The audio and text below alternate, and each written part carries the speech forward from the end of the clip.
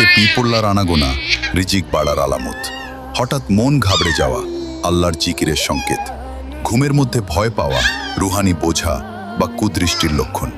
ছোট বাচ্চার বারবার কাঁদা কোন বদনজর বা অশুভ প্রভাবের লক্ষণ।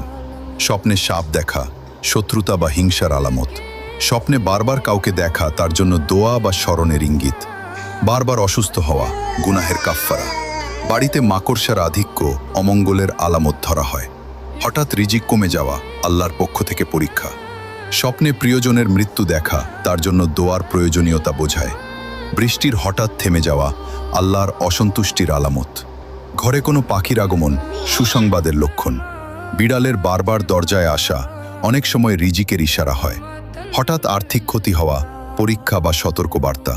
ঘরে বারবার বাল্ব ফিউজ হওয়া বা নিভে যাওয়া বরকত কমে যাওয়ার আলামত। আর ইসলামিক ভিডিও দেখতে